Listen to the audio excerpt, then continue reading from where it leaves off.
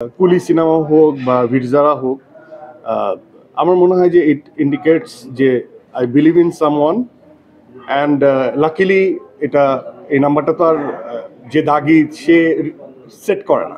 So আমার মনে হয় যে এটার সাথে হয়তো বা লাক বা এটার সাথে তকদিরের কোনো একটা কানেকশন আছে। আপনার গায়ে 786 দাগের নাম্বার, এটার রহস্যটা কি? 786 আমরা সবাই জানি এটা 786 এটা ধারা না, 786 একটা মিনিং আছে, তাই না?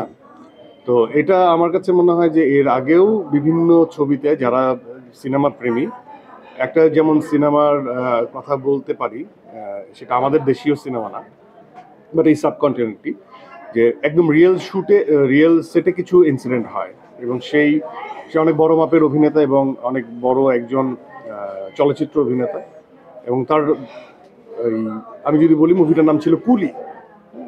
তো তার এই 786 জন্য তার জীবনটা সেভ হয়ে গিয়েছিল, এটা অনেকে বলে। তো এইটা একটা মেটাফোর, এটা এখানে রেখে রাখা হয়েছে এই জন্য হয়তোবা যে এটা কি তার জন্য গুড লাক, বা এটা কি আসলে নিশানের জন্য গুড লাক, যে ও খুবই লাকিলি কি এই পোশাকটা পেয়েছিল, এটা দেখতে হলে সিনেমাটা দেখতে হবে। মিশু ভাই, পাশাপাশি আমরা কিন্তু 786 নাম্বারটা ভিরজারা সিনেমায় শাহরুখ খান যখন জেলে ছিল তখনও দেখতে পেয়েছি। আচ্ছা, এটা রিলেটেবল, মানে আপনার কাছে সেটার সাথে সংযোগ নেই।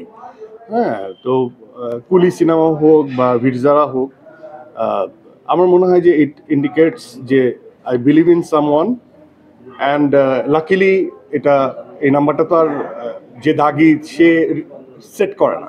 সো আমার মনে হয় যে এটার সাথে হয়তো বা লাক বা এটার সাথে তকদিরের কোনো একটা কানেকশন আছে।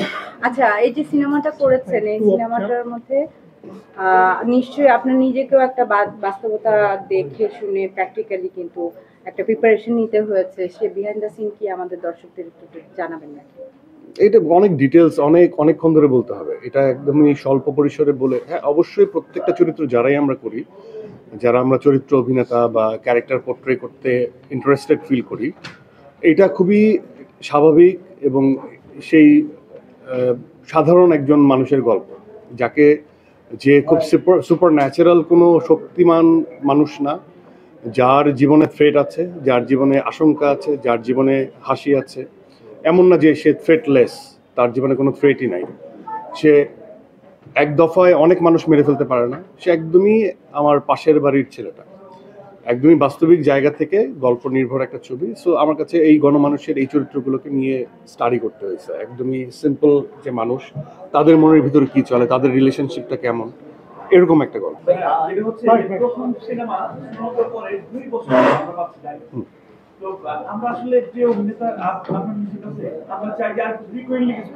না, ফ্রিকোয়েন্টলি আসবে। আমি এর আগেও বললাম, প্রেস ব্রিফিং এর সময় বললাম যে আমি একাধিক সিনেমার সাথে চুক্তিবদ্ধ, কিন্তু টাইমটা আসলে হ্যাঁ হতে পারে যে এবার একটু বেশি সময় নিয়েছি, কিন্তু আমার কাছে মনে হয় যে সবকিছুই যথার্থ সময়ই আসে। হ্যাঁ, একটা মানুষ, আমি বলবো যে দর্শকরা যেমন খুশি হবে বা হ্যাপি হবে অনেক অধিক কাজ, বাট আমি চাই সবসময় কোয়ালিটিফুল। এবং আমার কাছে মনে হয় যে যখন যে বিষয়টা ঘটার কথা সেখানে তখনই ঘটবে, কারণ এটার সাথে শুধুমাত্র প্যাশন, প্রফেশন সবকিছুর বাদেও তকদির, লাক, ব্লেসিংস অনেক কিছু জড়িত।